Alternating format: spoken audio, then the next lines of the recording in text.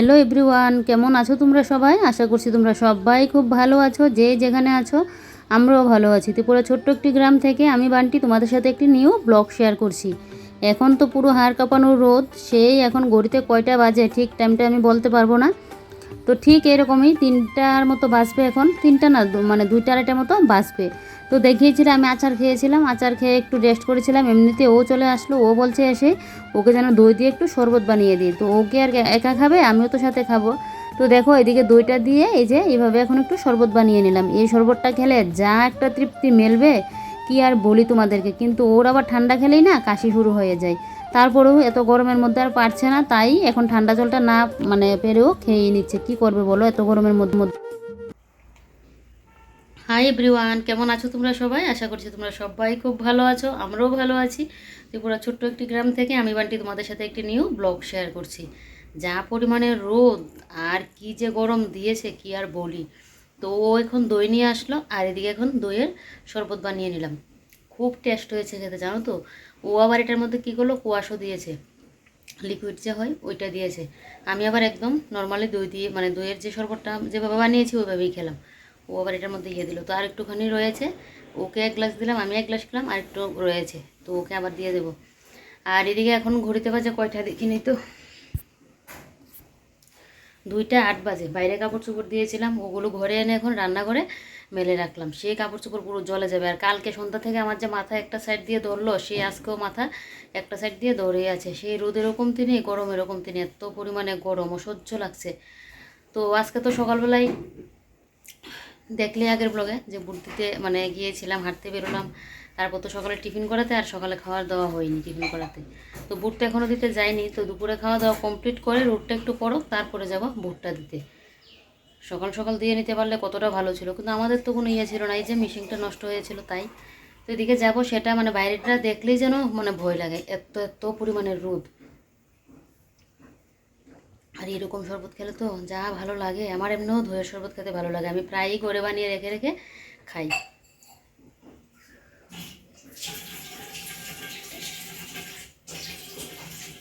তো শরবতটা খেয়ে কিছুটা সময় বসবো, তারপর খাওয়া দাওয়াটা করব। আর এদিকে দেখো এই বালতিটার মধ্যে তোমাদের দাদাভাইয়ের দোকানের এই কড়ি যে হয়, কড়ি কড়ি বিয়ের যে পাশা কালার কড়ি, কড়িগুলো নোংরা হয়েছিল। তো এখানে না গরম জল দিয়ে স্রাব দিয়ে এভাবে এখন ভিজিয়ে রাখলাম। এগুলো ধুয়ে দেবো, ধোয়ার সময় তোমাদেরকে দেখাবো, এখন তো বোঝা যাচ্ছে না। আর ওরা এই যে দেখো কী পরিমাণে রোদ।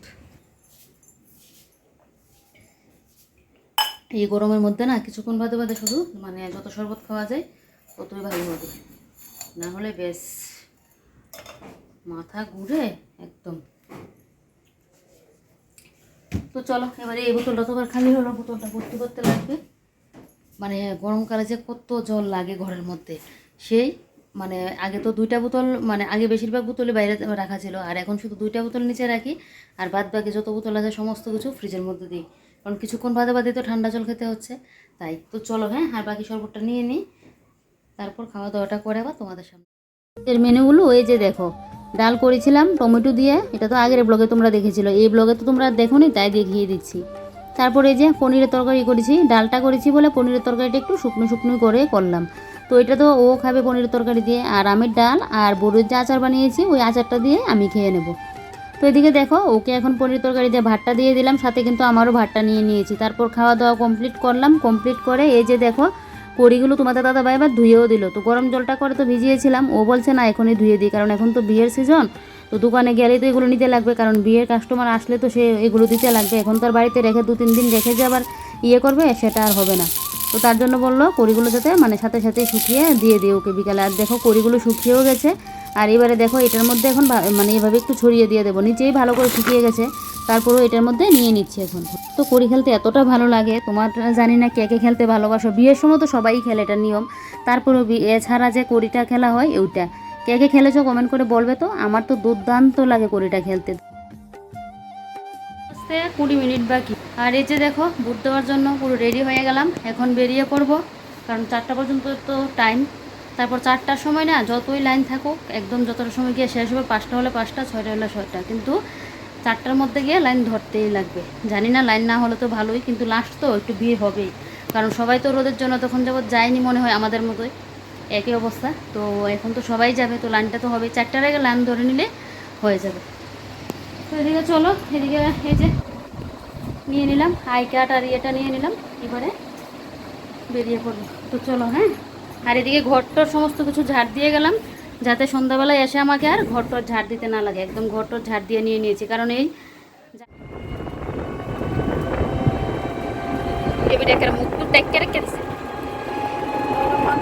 তোমাদের দাদা ভাইও আসছে। আর এই যে দেখো আমার যা আর আমি এখন টোটো করে আসছি। তো আমার কাকি শাশুড়ি কিন্তু আসলো, কাকি শাশুড়ি গেলো বাইক দিয়ে।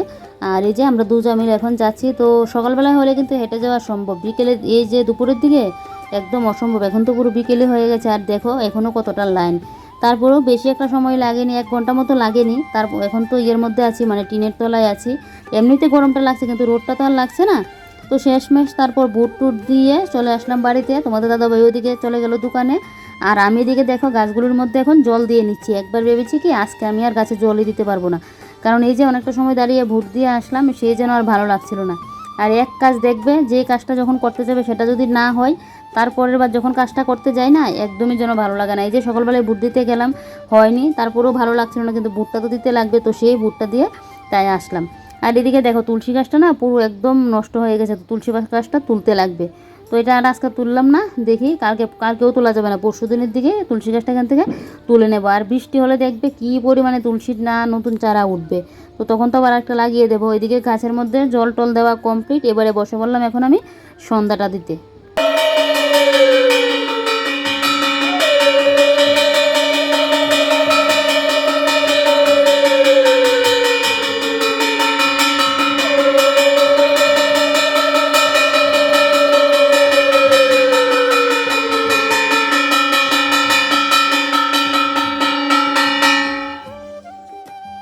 মর্নিং বন্ধুরা, আজ হলো নেক্সট ডে। তো কালকে যে সন্ধ্যা দিলাম, তারপর আর তোমাদের সামনে আসা হয়নি। কারণ কেন বলো তো, আমার ভিডিও এডিটিংয়ের কাজ ছিল, তারপর এই যে মোবাইলের কাজ, ভিডিও আপলোডের কাজ ঠিকঠাক হচ্ছে না, এটা নিয়ে মাথা গরম। তারপর মোবাইলের আরেকটা কাজ ছিল, ওইটাও মানে কি হবে না না হবে সেটা নিয়ে অনেকটা পরিমাণে টেনশন করেছিলাম, সেই করে তোমাদের সামনে আর আসা হয়নি। তো পরের দিনকে ঘুম থেকে উঠে এদিকে মালঞ্চ ফুলের রসটা নিয়ে নিয়েছি। আর এদিকে তোমাদের দাদাভাই যে মর্নিং ওয়াকে বেরোলো, ও আসার সময় আবার বাজার নিয়ে চলে আসলো। দেখো কত বাজার নিয়ে আসলো, সবজির বাজার আজকে আমার ঘরে চলে আসলো পুরো। দেখো আমরা সপ্তাহে একদিন করে, আর যখন মানে শেষ হয়ে যায় তখন তো আবার সপ্তাহে 2 দিনও করে। তো এদিকে দেখো ভেন্ডি, তারপর লেবু, পটল, তারপর এদিকে এই কী কারকল, শসা, বেগুন, কাঁঠাল, তারপর এদিকে হলো লাউ ডাঁটা, মাছ, সমস্ত কিছু নিয়ে আসলো। তো ফ্রিজে এগুলো গুছিয়ে রাখবো। তো মাছটা দিকে জলে ভিজিয়ে রাখলাম, তার আগে টিফিনটা সারতে লাগবে। তো এবারে দেখো পাউরুটিগুলো এখন এই যে তাওয়াটার মধ্যে এখন সেঁকে নেবো। তো 4টা নিয়েছি, 2টা করে। তো এগুলো সেঁকতে তো বেশিক্ষণ আর সময় লাগে না, এই যে দেখো ঝটপট শেখা হয়ে যাচ্ছে। আর এদিকে এক পাশে কিন্তু আমি চাটাও বসিয়ে দিলাম। তো চাটা এদিকে হতে হতে, চায়ের জলটা তো না ফুটলে আবার চা খেয়ে কিন্তু মজা পাওয়া যায় না। চায়ের জলটা ফুটতে ফুটতে এদিকে দেখো আমি সবজিগুলো এই ভাগে এখন গুছিয়ে গাছিয়ে রাখি। মধ্যে ঘরের মধ্যে যদি এভাবে সবজিপাতি পড়ে ছড়ানো ছিটানো হয়ে থাকে, দেখতে কীরকম লাগে না? তো যে কোনো জিনিসে না, আমি যখনই আমার ঘর উলট পালট হয়ে থাকবে, কখন আমি এটা গুছিয়ে গাছিয়ে রাখবো। তো আর মধ্যে ঘরের মধ্যে দেখবে এইভাবে ছড়ানো ছিটানো হয়ে থাকলে কিন্তু ভালোও লাগে না। তো এদিকে আমার চাটাও ফুটে যাচ্ছে, এদিকে আমার এই কাজটাও হয়ে যাচ্ছে। মানে কাজের সাথে না আমাদের তাল মিলাতে লাগে। সে যদি ভাবি যে না চাটা খেয়ে আস্তে ধীরে এগুলো করবো, তারপর আস্তে ধীরে কাটাকুটি করে রান্না বসাবো, সেই দেখবে ঢিলেমি করলে কাজগুলো ঢিলেমি হবে। আর দেখবে কয়টা বাজবে সংসারের কাজ সাথে, মানে রেস্ট আর করতে পারবো না। তো সেই সময়ের সাথে তাল মিলাতে গেলে আমাদেরও কিন্তু এভাবে একটু বুদ্ধি খাটাতে লাগবে, কারণ সময় তো আর আমাদের জন্য অপেক্ষা করবে না। সে যদি টাইমের মধ্যে কাজগুলো করতেই হয়, তাই হলে আমাদের কিন্তু একটু বুদ্ধি খাটিয়ে চলতে লাগবে। আর মধ্যবিত্ত ঘরে দেখবে কাজের কিন্তু আর শেষ নেই। তো সেগুলো একটু বুদ্ধি খাটিয়ে না করলে না, আমরা তো একটা ফুটাও আর রেস্ট করতে পারবো না। তো এদিকে চা টিফিন করে নিয়েছি, নিয়ে এবারে দেখো আমি এখন কিন্তু মাছটা ধুয়ে নিচ্ছি। আজকে না বেসিনটা পুরো মাজতে লাগবে, কারণ আমার মাছ ধুলেই না সেই যেন একটা আস্তে একটা গন্ধ হয়ে থাকে। সেদিনে আমার বেসিনটা পরিষ্কার করতে লাগবে। আর এমনিতে তো আমার সপ্তাহে 2 দিন করে পরিষ্কার করা হয়ই। তো এবারে দেখো এদিকে মাছটা ধুয়ে তোমার দাদা ভাই এদিকে আমাকে আবার কম্বলটাও ধুয়ে দিল। এখন তো যা পরিমাণে গরম, সকালবেলা যখন বিছানা গুছাতে যাই না, রাত্রিবেলায় তো কম্বল গায়ে দিতে লাগে না, এই গরমের মধ্যে কম্বল গায়ে দিব কি, 2টা পাখা জ্বালিয়ে ঘুমাতে হয়। তো সকালবেলা বিছানা গুছাতে গেলে আমার কম্বলটা দেখে যেন আরও গরমটা লাগে। তো কাল রাত্রিবেলায় কম্বলটা ভিজিয়ে নিয়েছি। তো তোমার দাদাভাই সকালবেলায় আবার এটা ধুয়ে দিল। আমার তো ভারী কাপড় আবার ধুতে পারি না আমার হাত ব্যথার জন্য। তো এদিকে কম্বলটা মেলে দিয়ে তারপর এদিকে দেখলে শিলনোড়ায় মশলা বাটিয়ে মানে বেটে নিয়েছি। নিয়ে এদিকে দেখো মাছের ঝোলটা একদম একসাথে মানে মেখে বসিয়ে দিলাম। গরমের মধ্যে যত তাড়াতাড়ি যত কম সময়ের মধ্যে রান্নাবান্না করা যায় সেটাই সবসময় মাথায় মানে বুদ্ধি খাটিয়ে করি। তো এদিকে আজকে মাছটা যত ঝটপট করে মানে কম সময়ের মধ্যে মাছটা হয়ে যাবে সেটাই করলাম। একদম সমস্ত কিছু দিয়ে সর্ষের তেল দিয়ে মাখা টাকা মানে মেখে তারপর মাছটা বসিয়ে দিলাম। তো এদিকে মাছটা কিন্তু আমার হয়েও গেল। তো এদিকে দেখো মাছটা এখন আমি জায়গা মতো রেখে দেবো। আর এদিকে কড়ার মধ্যে ইয়েটা ভাজি করে নিচ্ছি। তো এটা নামিয়ে তারপরে যে দেখো এখন গ্যাসটের সমস্ত কিছু একদম মুছামাছি করে নেব। গরমের মধ্যে যত তাড়াতাড়ির মধ্যে মানে 10টার মধ্যে রান্নাবান্না করা যায় তাহলেই দেখবে বাঁচা যায়। না হলে গ্যাসের সামনে দাঁড়িয়ে রান্নাটা করা কতটা যে কষ্ট এটাই ভাবি। অনেকে দেখবে আবার কিন্তু উনুনের সামনেও রান্না করছে, কিন্তু এই গরমের মধ্যে যে কীভাবে করছে সেটাই এখন ভাবতে ভাবতে এদিকে দেখো আমি গ্যাস টেস মুছে পরিষ্কার করে নিয়েছি। আর বড়ির আচারটা একটু রোদে দিয়ে দিলাম। আচার টাচার দেখবে যত রোদ লাগাবে ততই কিন্তু ভালো হয়। রান্নাবান্না কমপ্লিট, বাসন কুসন ধুয়ে নিয়েছি। আর এদিকে ও যে খেয়ে গেলো থালটা রয়েছে, ও এদিকে বেরিয়ে পড়লো, আমি এদিকে এখন বসবো খেতে। তো আমার ভাতটাও বেড়ে নিয়েছি আর রান্নাঘর তো পরিষ্কার করে নিয়েছি। রান্না করতে করতে এদিকে রান্নাঘরটাও পরিষ্কার করলাম। আর এদিকে দেখো লাউ ডাঁটা আর এখানে আম ধরো ব্যাগ কামার এই যে লাউ ডাঁটাগুলোকে ছাড়িয়ে একদম ইয়ে করে রেখে দেবো যাতে রান্না করতে গেলে হয়ে যায় ঝটপট। আর ফ্রিজের মধ্যে না এইভাবে রাখতে পারবো না, জায়গা হবে না। আর এই যে দেখো কালকে আমার জায়ের বাড়ি থেকে আম পাঠিয়েছিল, দেখো কতগুলো আম। সেই কবে থেকে আম দিয়ে চাটনি খাবো, আম আর পাচ্ছি না। আমাদের বাড়িতে যেহেতু গাছ নেই, আর ওকে বললাম বাজার করতে গিয়ে আম পেলে যেন নিয়ে আসে। তো সেই কালকে আনাতে আমার শাশুড়িমার কাছে দিয়ে দিল। তো আর আজকে মানে না করে দিয়েছি। ও তো আজকে সকালবেলা বাজার নিয়ে আসলো, বললাম আম ঘরে ছিল, দেখো কতগুলো আম। তো আম দিয়ে চাটনি করবো না, যেহেতু আচারটা বানিয়েছিলাম এটা দিয়ে ইয়ে করবো, আম সত্য দিয়ে নেব। তো তার জন্য এটাও কাটাকুটি করতে লাগবে। এখন আগে খাওয়া দাওয়ার ঝামেলাটা শেষ করি, খাওয়া দাওয়ার ঝামেলা শেষ করে তারপর ইয়ে করব। এগুলো কাটাকুটি করে ওই ঘরটা গিয়ে ঝাড় দিতে লাগবে। এমনি গুছানো গাছানো আছে, শুধু একটু ঝাড় দিয়ে নিলেই হবে। রান্না করতে করতে রান্নাঘর পরিষ্কার করে নিলে দেখবে অনেকটা কাজ কিন্তু এগিয়ে থাকে। না হলে রান্না শেষ করে রান্নাঘর পরিষ্কার করতে গেলে সেই দেখবে কয়টা বেজে যায়। আর দেখো বাসন কতগুলো পড়লো, দেখলে তো? এগুলো গুছিয়ে গাছিয়ে রাখতে লাগবে। তো এগুলো জলটা ঝরুক তারপর। তো চলো এবারে খাওয়া দাওয়াটা করি, খাওয়া দাওয়াটা করে সব শেষ হবে। আর এই যে দেখেন আমার ভাতও বেড়ে নিয়েছি, মাছের তেল, আর এদিকে কালকে ডাল রয়েছে। আর এদিকে তো মাছের তরকারিটা যে করলাম, এই যে আচারটা না রোদে দিয়ে আসলাম। এর উপরটা দিয়ে যদি কিছু দিয়ে রাখি সেই গুঁড়ো গাড়ি আর মানে ভালোটাকে রোদটা লাগবে না। আবার এমনিতে খোলা দিলেও গুঁড়ো গাড়ি কোনো কিছু করলে একটু উঁচু করে দিলাম, 1 ঘন্টা রোদ লাগিয়ে নিয়ে আসবো। কারণ নিচে দিলেও তো আবার কোনো কিছু যদি উঠে যায়, তাই না হলে রোদটা ঠিকঠাকভাবে লাগবে না। এই চালনিগুলো দিয়ে তো একদমই হবে না। এই যে দেখো এই চালনিগুলো দিয়ে দিলে না একদমই রোদটা ঠিকঠাকভাবে লাগবে না। তো একটুখানি রোদ লাগিয়েই নিয়ে আসবো, 1 ঘন্টা 2-3 দিন লাগিয়ে নিলেই হবে। যাই হোক চলো এবারে খাওয়া দাওয়াটা করি।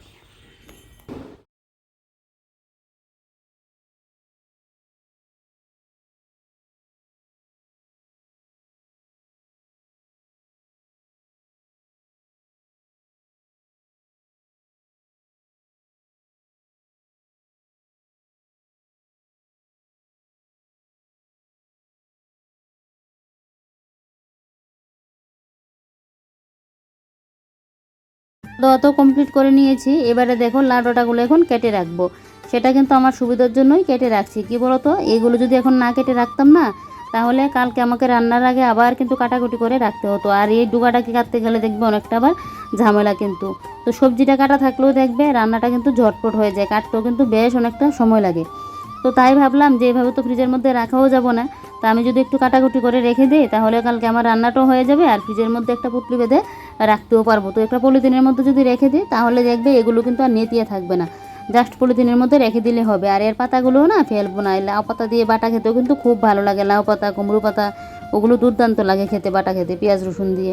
তারপর এদিকে লাউটাগুলো বড়ের জায়গা মতো রেখে এদিকে দেখো যায় যা আম দিয়েছিল আমগুলো কেটে নিচ্ছি। ফার্স্টে ভেবেছিলাম যে এগুলো ঘরের মধ্যে রেখে মানে কদিন যাবত টক টক খেতে পারবো। এতদিন যাবত তো টক খেতে ইচ্ছে হচ্ছে, আমের দেখা নেই, আমাদের বাড়িতে একটা আমও নেই। তারপর ভাবলাম ও তো আবার অতটা টক খেতে পছন্দ করে না, আমিই খাই। তো এই আম এতদিন যাবত যদি রাখি এগুলো নষ্ট হয়ে যাবে, তার চেয়ে ভালো এই আমগুলোকে একটা কাজে লাগাই। তো আমগুলোকে ভালো করে কেটে একদম নুন দিয়ে ভালো করে সেদ্ধ করে নিয়েছি। তারপর ঠান্ডা হওয়ার পর এই যে দেখো এইভাবে ছাঁকনি থালাটার মধ্যে দিয়ে ভালো করে আমটাকে একটু চেলে নিচ্ছি। এখনও কিন্তু গরম আছে, তাই আমার হাতটা একটু মানে বারে বারে উঠিয়ে নিচ্ছি। তো এই যে দেখো আমটাকে কি সুন্দর চেলে নিয়েছি। এইভাবে চেলে নিয়ে যদি আমসত্ত্বটা দেওয়া হয় না, তাহলে আমসত্ত্বটা খুবই ভালো হয়। চলো আমি কিভাবে দিই সেটা এখন তোমাদের সাথে। এই যে দেখো আমের মধ্যে এখানে সব মশলাপাতি দিয়ে দিলাম, ওই ভাজা মশলার গুঁড়ো, তারপর লঙ্কার গুঁড়ো, একটু হলদি দিলাম, একটু লবণ দিলাম, আর চিনিটা পরে অ্যাড করবো। আর কড়ার মধ্যে এখন একটু তেল দিয়ে দিয়েছি। এই যে দেখো আমটাকে একদম চেলে ভালো করে নিয়ে নিলাম। এইভাবে দিলে না আমের মধ্যে রাস থাকে না, আর আমসত্ত্বটা খুব ভালো হয়। আমটা ছাড়ানোর পর কাজ একটা বিস্তি করলেই না সেই যেন ঘেমে ঘুমে একাকার হয়ে যায়, আর বিস্তি কাজ করারও ইচ্ছে হয় না। কিন্তু আমগুলো আবার নষ্ট হবে থাকলে, তো তার জন্য ভাবলাম যে না আমটা করেই রাখি, আজ না হয় কাল তো করতে লাগবেই, তো তার চেয়ে ভালো আজকেই করে নিই। আর আমটা যে ছেড়েছিলাম বাসন কুসন এই দেখো মেজে রাখলাম এখানে। আর এদিকে এখন কড়াটা একটু গরম হলে এটা দিয়ে দেবো। এভাবে একটু কড়ার মধ্যে নেড়ে যদি আমসত্ত্বর এটা করি না, তাহলে আমসত্ত্বটা খেতে টেস্ট হয়। পাকা আম দিয়েও করা যায়, কাঁচা আম দিয়েও করা যায়। তো যেহেতু অনেকগুলো আম মানে একটা দুইটা খেয়ে মানে করে খেলে তো নষ্ট হবে, আর আমসত্ত্ব খেতেও ভালো লাগে, তো তাই এইভাবে করে রাখবো। আমার বাড়িতে না মানে বাপের বাড়ির কথা বলছি, এই বাড়িতে আম গাছ নেই, আগে ছিল এখন আর নেই। আর আমার বাপের বাড়িতে দুইটা আম গাছ, একটা কাটা হয়ে গেছে যেটা ভালো, এটা ঘরের সামনে বলে, আর আরেকটা ছিল এটা না পাকলে আমটা খাওয়া যায় না, আর এত পরিমাণে টক, তো সেটা দিয়ে আচার বা চাটনি ওইভাবে বানিয়েই খেতে লাগে। এবার ভেবেছিলাম এনে এইভাবে আমসত্ত্ব দিয়ে রাখবো, কিন্তু এখন শুনলাম মা বলছে ফোন করে যে এবার নাকি আমি ধরিনি, না হলে অন্য সময় ঝাঁপিয়ে আম আসে, আমাদের পাড়ার মানুষ নিয়ে পর্যন্ত খায় আমসত্ত্ব দিয়ে। কারণ মা তো আর এগুলো করে না, আর গাছের আম তো নষ্ট হয়, তার চেয়ে কেউ নিয়ে কাজে লাগানো অনেক ভালো।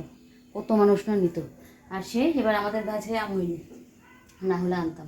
তো এদিকে দেখো এবার আমসত্ত্বটা কড়ার মধ্যে নিয়ে মানে নাড়িয়ে তারপর দেখবে থালের মধ্যে কীভাবে দিয়ে দেবো। তো চলো ঝটপট করে এটাকে একটু করে নিই, জলটা একটু শুকিয়ে নেব। এবারে দেখো কড়ার মধ্যে তো সমস্ত আমটা যে ছেড়েছিলাম ওইটা দিয়ে দিলাম মশলাপাতি দিয়ে। এবারে এর মধ্যে এখন পরিমাণ মতো চিনিটা দিয়ে দেবো। দেখো পুরো কিন্তু কালারটা চেঞ্জ হয়ে গিয়েছে। তো আমের মধ্যে যা জলটা ছিল না ওটা কিন্তু পুরোটা একদম শুকিয়ে নেবো, আর চিনিটা দেওয়ার সাথে সাথে কিন্তু নামিয়ে নেবো না, চিনিটা দিয়ে ভালো করে আমটাকে আশিয়ে নিতে লাগবে। এইভাবে যদি আমসত্ত্ব দেওয়া হয় খুবই টেস্ট হয়, আর পাকা আম দিয়ে মানে দিয়ে করলে না অতটা কিন্তু খাটুনি খাটতে হয় না, এমনিতে চেলে তারপর এর মধ্যে মশলাপাতি দিয়ে দিলে হয়ে যায়।